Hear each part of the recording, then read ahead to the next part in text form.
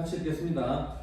그 후에 주께서 따로 70인을 세우사 친히 다스려는 각 동네와 각 지역으로 둘씩 앞서 보내시며 이르시되 주수할 것은 많되 꿀이 적으니 그러므로 주수하는 주인에게 청하여 주수할 분들을 보내주소서 하라. 갈지어다 내가 너희를 보내니 어린 양을 이리 가운데로 보냄과 같도다. 전대나 배낭이나 신발을 가지지 말며 길에서 아무에게도 무난하지 말며 어느 집에 들어가든지 먼저 말하되 이 집이 평안할지어다 하라. 만일 평안을 받을 사람이 거기 있으면 너희의 평안이 그에게 머물 것이요 그렇지 않으면 너희에게로 돌아오리라. 아멘. 오늘 말씀의 제목은요, 평안할지어다 하라입니다. 예수님께서 12제자를 뽑고 또 그 12제자 외에 따로 70인의 제자를 세우셨거든요. 정확하게 말하면 72명인데 그리고 이들을 각 동네 그리고 각 지역으로 보내시면서 당부한 말씀이 오늘 본문 5절의 말씀입니다. 5절 우리 같이 한번 읽어볼까요? 어느 집에 들어가든지 먼저 말하되 이 집이 평안할지어다 하라. 주님께서는 우리에게 많은 특권을 주셨어요. 그 중에 하나가 바로 입술의 권세인데요. 예수님께서 이렇게까지 작정을 하시고 말씀을 하시는 것은 우리가 평안을 빌 때에, 우리가 축복을 빌 때에 그 집에 그 축복이 평안이 임하게 된다라는 것입니다. 하나님이 임하게 해주겠다라는 것입니다. 다만 그 집 주인이 그 복을 받을 만한 사람이 못 되면 그 우리가 축복한 그 축복을 했던 그 사람에게 돌아간다라는 것입니다. 이렇게 믿는 사람들의 입술은 권세가 있습니다. 그래서 그만큼 우리가 말을 조심해야 된다는 것이죠. 어떤 부부가 결혼기념일이 되어가지고 이제 쇼핑도 하고 또 근사한 곳에 가가지고 저녁도 먹기로 했습니다. 그래서 두 사람이 부부가 손을 잡고 아주 다정히 이제 나와가지고 쇼핑도 하고 이렇게 즐거운 시간을 보내다가 이 남편이 옷을 이렇게 몇 개 입고 오다가 마음에 들었던 게 없었는가 봐요. 그래서 먼저 그냥 나와버렸습니다. 근데 잠시 후에 아내가 나오는데 보니까요, 손에 뭘 이렇게 들고 나와요. 그래서 남편이 묻습니다. 그게 뭐야? 이렇게 묻습니다. 그러니까 아내가 이야기합니다. 당신 셔츠하고 양말이요. 그러니까 남편이 심기가 조금 불편해가지고 다시 이야기를 합니다. 아니 그걸 왜 사는데? 그러니까 아내가 종업원한테 미안해서 샀다고 합니다. 남편이 다시 이야기를 합니다. 그 사람들이야 자기가 월급을 받고 일하는 사람들인데 뭐가 미안하느냐 그렇게 이야기를 합니다. 그러니까 아내가 다시 이야기를 합니다. 당신이 입었다가 벗어놓은 옷을 종업원들이 다 일일이 다 또 정리를 하고 다시 다 이렇게 걸어놔야 되는데 미안하지 않느냐고. 그러니까 남편이 또다시 이야기합니다. 내가 힘들게 벌어다 준 돈을 당신은 이런 데다가 함부로 쓰는 거야? 이렇게 이야기를 하는 겁니다. 그러니까 아내가 다시 말을 합니다. 이깟 셔츠하고 양말이 얼마나 한다고 그렇게 쫀쫀하게 부르냐고 그렇게 예. 이 부부가 처음에 집에서 나올 때 좋은 즐거운 저녁 시간을 계획하고 나왔는데 즐겁고 멋진 저녁 시간을 보냈을까요? 못 보냈을까요? 못 보냈습니다. 딩동댕인가요? 못 보냈습니다. 이후에 이 부부가 언성을 높여가면서 싸웠고 그리고 처음에 가졌던 근사한 곳에 가서 저녁 시간을 보내려고 했던 그 부부는 멋진 그 외식은 고사하고 애정전선에 먹구름이 드리워지면서 매우 우울한 날을 보내게 되었다라는 것입니다. 우리가 평소에 무심코 내뱉는 말 한마디가 얼마나 중요한지 모릅니다. 그래서 잠언서 13장 2절 3절에 보니까요, 사람은 일의 열매로 인하여 복록을 누리거니와 마음이 배사한 자는 강포를 당하느니라. 입을 지키는 자는 자기의 생명을 보존하나 입술을 크게 벌리는 자에게는 멸망이 오느니라 라고 했습니다. 사람은 일의 열매로 인하여 복록을 누리거니와 이 복록을 그 사전에서 찾아보니까 번영, 성공, 재산, 기쁨 등 인생이 누릴 수 있는 각가지 행복을 이야기를 하고 있었습니다. 그러니까 내가 얼마나 지혜롭게 말을 하느냐에 따라서 번영과 성공과 그리고 재산과 기쁨과 인생이 누릴 수 있는 갖가지 행복을 누릴 수 있게 된다라는 것입니다. 그리고 3절에 중간절부터 보니까 입술을 크게 벌린 자가 아까 나왔죠. 입술을 크게 벌린 자. 이 입술을 크게 벌린 자는 한마디로 아무 말이나 생각 없이 내뱉고 그리고 쓸데없는 말을 많이 하는 사람을 가리키는 것입니다. 이런 사람은 어디를 가도 실수가 많습니다. 사람은 말을 어떻게 하느냐에 따라서 죽을 사람이 살 수도 있고 또 살 사람이 죽을 수도 있는 것입니다. 또 복을 받을 수도 있고요. 반대로 또 화를 당할 수도 있다는 것을 우리가 늘 기억을 해야 되겠습니다. 그래서 야고보서에 보면은 야고보서 3장 2절에 보니까 이렇게 말씀을 하고 있습니다. 우리가 다 실수가 많으니 만일 말에 실수가 없는 사람이면 곧 온전한 사람이라 능히 온 몸도 굴레시우리라 라고 했습니다. 이처럼 말 한마디가 얼마나 중요한지 모릅니다. 야고보서는 말 한마디의 중요성을 배하고 그리고 불의 비유를 들어서 이야기를 했습니다. 사람의 혀는요, 큰 배의 방향을 좌우하는 그 키와 같고 그리고 큰 불을 내는 작은 불씨와 같다고 했습니다. 여러분, 큰 배가 조그만한 키로 움직인다는 거 아시죠? 그 키, 제가 그 조타실에 가보니까 키가 딱 주먹만 해요, 주먹. 옛날에는 영화 같은 거 보면 손으로 이렇게 돌리는 모습이 나왔지 않습니까? 근데 물론 그것도 있지만 보니까 그 밑에 또 주먹만한 게 있으니까 이렇게 해가지고 이렇게 돌려요. 그 큰 엄청나게 큰 배가 그 조그만 키로 조종이 되더라라는 것입니다.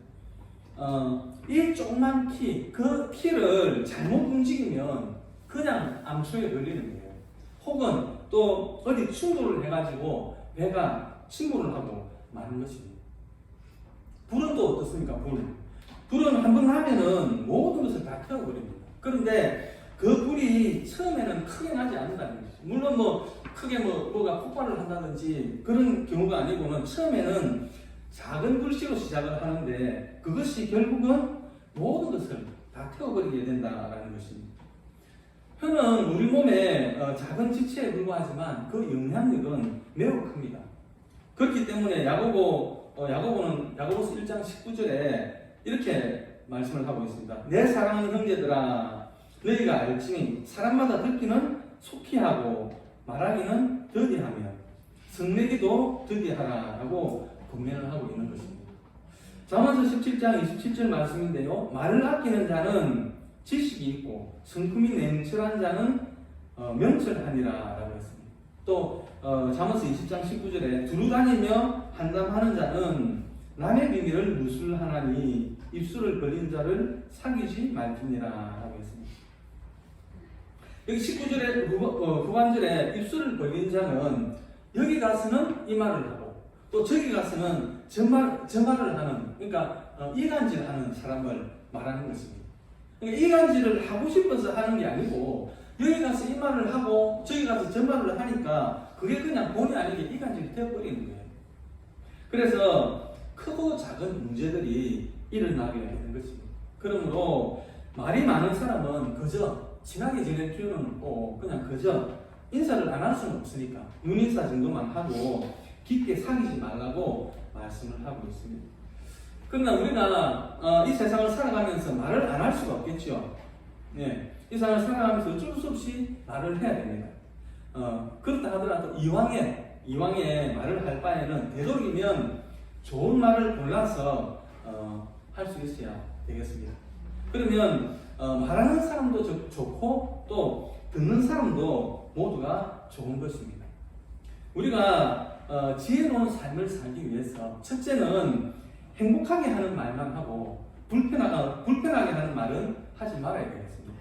두 번째는 화목하게 하는 말만 하고 다투는 말은 하지 않아야 되겠습니다.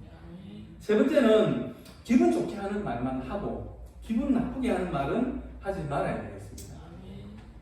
네 번째는 축복의 말만 하고 저주의 말은 하지 말아야 되겠습니다. 다섯 번째는 사람을 살리는 말만 하고 사람을 죽이는 말은 하지 말아야 되겠습니다. 잠언서 18장 21절에 보니까요, 죽고 사는 것이 혀의 힘에 달렸나니 혀를 쓰기 좋아하는 자는 혀의 열매를 먹으리라 라고 했습니다. 또 잠언 16장 24절을 보면요, 선한 말은 꿀송이 같아서 마음에 달고 뼈에 양약이 되느니라 라고 했습니다. 선한 말을 들으면 기분이 좋아집니다. 그렇죠? 무엇을 먹어도 소화가 잘 됩니다. 혈액순환도 잘 됩니다. 자연히 몸도 마음도 건강해지고 살맛이 나게 되는 것입니다. 우리는 절대로 남에게 고통을 주고 피해를 주는 상처를 입을 만한 그런 말은 해서는 안 되겠습니다. 아무쪼록 좋은 말, 선한 말만 할 수 있기를 바랍니다. 말이라고 하는 것은 한번 하고 나면 다시 주워 담을 수가 없는 것입니다. 우리 물 쏟고 나면 그 물을 다시 주워 담을 수 없죠. 그것처럼 말도 주워 담을 수가 없어요. 또 말로 인해 가지고 상대방이 상처를 입게 되면 그 마음의 상처 또한 완전히 없앨 수가 없다는 것입니다. 그러므로 우리는 꿈에다가 좋지 못한 말을 절대로 입 밖에 내지 말아야 하겠습니다. 오늘날 세상이 이렇게 시끄럽고 머리가 아픈 이유 중에 하나가 많은 사람들이 좋은 말을 하기보다는 나쁜 말을 많이 하기 때문에 그렇습니다. 잠언서 11장 11절 말씀인데요, 성읍은 정직한 자의 축복으로 인하여 진흥하고 했습니다. 악한 자의 입으로 말미암아 무너지느니라. 그래서 나라를 일으키는 말이 있고 나라를 망하게 하는 말이 있다는 것입니다. 오늘날 신문이나 방송을 보면은 좋은 그 내용보다는 좋지 않은 내용이 더 많습니다. 그렇다 보니까 온 세상이 전부 나쁜 사람들만 다 사는 것 같아요. 날마다 불행한 사고의 소식, 범죄의 소식 이런 것들을 접하다 보면 또 깊은 절망감에 빠질 수 있게 되는 것입니다. 그래서 젊은이들이 기회가 된다면 다른 나라에 가서 살고 싶다 이런 말들을 한다고 합니다. 그러나 아직은 우리 주위를 돌아보면 가슴이 따뜻하고 그리고 마음씨가 착한 사람들이 많습니다. 좀 오래됐지만 그렇게 오래된 건 아닌데 유튜브에서 제가 뭘 많이 하면 아이가 아파가지고 급하게 응급실을 가다가 접촉사고가 난 거예요. 접촉사고가 났는데 그 피해자가 가해자의 그 상황을 알고는 그 가해 차량을 운전했던 그 아이의 엄마를 이렇게 꼭 안아주는 그런 영상을 봤습니다. 또 길을 건너가는데 할아버지가 걸음이 늦잖아요. 그러니까 고등학생들은 빨리 이렇게 지나가는데 학생들이 딱 지나왔는데 보니까 할아버지가 신호는 바뀌었는데 아직 다 못 건너간 거예요. 그러니까 이 학생들이 다시 되돌아가가지고 할아버지를 모시고 이렇게 그늘목을 건너는 그 영상도 보았습니다. 이렇게 아직은 우리 주위에 어려움에 처한 이웃을 먼저 나서서 돕는 이런 이웃들이 있기 때문에 이 나라가 큰 위기 없이 평화롭게 유지되고 있는 것입니다. 여러분 아직은 사건 사고를 일으키는 사람들보다 이 나라를 사랑하고 또 이웃들의 어려움을 외면하지 않는 선량한 국민들이 더 많다는 사실을 기억하시기를 바랍니다. 베드로전서 3장 9절부터 11절인데요. 악을 악으로 욕을 욕으로 갚지 말고 도리어 복을 빌라. 이를 위하여 너희가 부르심을 받았으니 이는 복을 이어 받게 하려 하십니다. 그러므로 생명을 사랑하고 좋은 날 보기를 원하는 자는 혀를 금하여 악한 말을 거치며 그 입술로 거짓을 말하지 말고 악에서 떠나 선을 행하고 화평을 구하며 그것을 따르라 라고 했습니다. 참 중요하고 좋은 말씀입니다. 여러분 좋은 날 보기를 원하십니까? 그렇다면 언제나 축복의 말을 하시기를 바랍니다. 예수 믿는 사람들은 언제나 좋은 말 그리고 축복의 말만 하면서 살아가야 됩니다. 우리는 아브라함의 자손이죠. 그래서 복의 근원입니다. 우리만 복을 받는 것이 아니라 우리 주위에 있는 사람들도 복을 받도록 우리가 그 복의 통로의 역할을 해야 된다는 것입니다. 복의 통로가 되기 위해서 우리의 사명은 첫 번째는 모든 사람을 축복하며 살아야 됩니다. 오늘 본문 그 5절 말씀인데요. 어느 집에 들어가든지 먼저 말하되 이 집이 평안할지어다 하라고 했습니다. 예수 믿는 사람은요, 누구를 만나든지 어느 집에 들어가든지 축복하며 살아가라라고 말씀을 하고 있습니다. 칭찬의 말, 그리고 축복의 말, 이 말 한마디가 얼마나 많은 사람들에게 복이 되는지 모릅니다. 어느 택시 회사에 성격이 아주 개팍한 그 정비기사가 있었대요. 이 한 사람 때문에 회사 전체 분위기가 엉망이었다는 것입니다. 그래서 은사과장이 정식으로 사장에게 이제 이 사람을 해고해 달라고 정식으로 건의를 했습니다. 그런데 사장이 그 사람의 장점을 이야기하면서 그 은사과장의 건의를 받아주지 않았다라고 합니다. 이 사장이 한 그 말을 시간이 얼마 안 돼가지고 이 정비기사가 듣게 되었다는 거예요. 그 말을 듣고는 그 이후부터는 이 사람의 말이나 행동이 바뀌기 시작했고, 그래서 결국에는 이 사람이 아주 유능하고 유머가 있는 사람으로 변했다라고 합니다. 그리고 이처럼 칭찬은 사람을 변하게 하는 힘이 있습니다. 빨간 머리에 한 폴란드 소년이 피아니스트가 되고 싶었습니다. 그런데 그 음악 학교의 선생님이 뭐라고 하냐면은 너는 손가락도 짧고 또 굵기 때문에 피아노 치기에 적합하지 않다, 이렇게 이야기를 한 거예요. 그래서 이 소년이 크게 낙담에 빠져 있었는데 마침 유명한 피아니스트 루빈스타인을 만나게 됩니다. 그리고 또 기회가 주어져 가지고 이 루빈스타인 앞에서 연주를 할 기회가 있었는데 의외로 이 루빈스타인이 칭찬을 해준 거예요. 칭찬을 해주는데 이 소년이 너무 기분이 좋아가지고 거기서 나는 앞으로 7시간씩 하루에 7시간씩 피아노 치는 연습을 하겠습니다, 이렇게 약속을 한 거예요. 그리고 세월이 흘러가지고 이 소년이 세계 최고의 피아니스트가 되었는데요. 그가 이그나치안 파데레브스키라고 합니다. 발음이 보여가지고 이 사람이 특이한 이력이, 이 사람은 특이한 이력이 있는데요. 피아니스트면서 1차 세계대전이 일어났을 때에 폴란드가 독립을 하고 그 폴란드의 수장의 자리에 올랐던 사람입니다. 그리고 이 사람의 연주 기법도 아주 독특했는데요. 보통은 악보를 보고 그 악보대로 치지 않습니까? 그런데 이 사람은 중간중간에 변주도 넣고, 그리고 곡도 조금씩 이렇게 바꿔가면서 아주 화려하게 연주를 하는 것으로 유명했다고 합니다. 아무튼 이 칭찬이 바로 빨간 머리의 한 소년을 세계적인 피아니스트로 만들었다라는 것이죠. 좋은 말을 하는 사람은요, 사람들을 기쁘게 하기 때문에 세상을 밝게 할 뿐만이 아니고 자기 자신도 밝은 사람이 됩니다. 축복의 말을 하고 좋은 말을 하는 사람은 누구에게나 호감을 주기 때문에 다른 사람에게도 좋은 사람이라는 인상을 남기게 됩니다. 대체로 말을 들어보면 그 사람이 어떤 사람인지 알 수 있죠. 지혜가 많은 사람인지 지식이 많은 사람인지 혹은 믿음이 있는 사람인지 없는 사람인지 말을 들어보면 압니다. 그러므로 평소에 우리가 쓰는 말이 얼마나 중요한지 모릅니다. 따라서 좋은 말을 하는 사람은 복을 받게 되고 존경과 사랑을 받으며 존귀한 사람이 되는 것입니다. 오늘 본문 5절과 6절 말씀 우리 같이 한번 읽어볼까요? 어느 집에 들어가든지 먼저 말하되 이 집이 평안할지어다 하라. 만일 평안을 받을 사람이 거기 있으면 너희의 평안이 그에게 머물 것이죠. 그렇지 않으면 너희에게로 돌아오리라.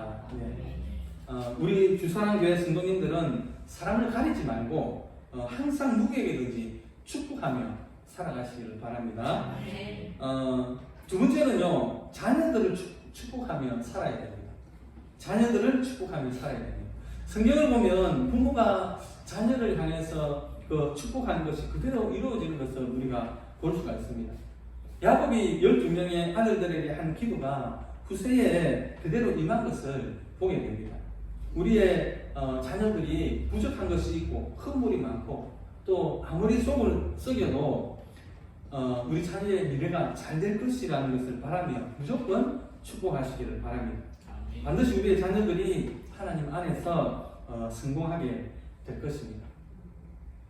또 세 번째는 부부 사이에도 서로 축복하며 살아가야 됩니다. 베드로전서 3장 7절 말씀인데요. 남편들아 이와 같이 지식을 따라 너희 아내와 동거하고 그를 더 연약한 그릇이요 또 생명의 은혜를 함께 이어받을 자로 알아 귀히 여기라. 이는 너희 기도가 막히지 아니하게 하려 함이라 그랬습니다. 부부는요 생명의 은혜를 함께 이어받을 자입니다. 그러니까 천국에 같이 들어갈 사람이다라는 말입니다. 하나님께서 최고의 파트너로 짝지어준 사람이 바로 부부입니다. 마태복음 19장 6절하고 마가복음 10장 9절에 보면은요 우리가 잘 아는 말씀이죠. 그러므로 하나님이 짝지어 주신 것을 사람이 나누지 못할지니라 그랬습니다. 하나님께서 우리에게 천국에 들어가라고 최고로 제일 잘 맞는 파트너를 짝지어 주셨는데 그것이 바로 부부다라는 것입니다. 그런데 사람들이 방향을 잘못 잡아가지고 천국을 생각하지 않고 그냥 돈을 많이 벌어오네 못 벌어오네 그리고 내 생일을 기억하니 못하니 이런 것을 가지고 사니 못사니 하다가 헤어지고 마는 것입니다.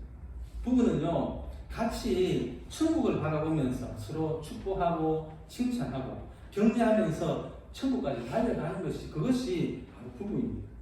다른 것 하라고 하나님이 부부로 짝지어준 것이 아닙니다. 이 부분을 우리가 잘 기억하고 한 주간의 삶 가운데 만나는 사람마다 축복하시고 칭찬하시고 격려하면서 행복이 샘솟는 한 주간을 보내시기를 주님의 이름으로 축복합니다.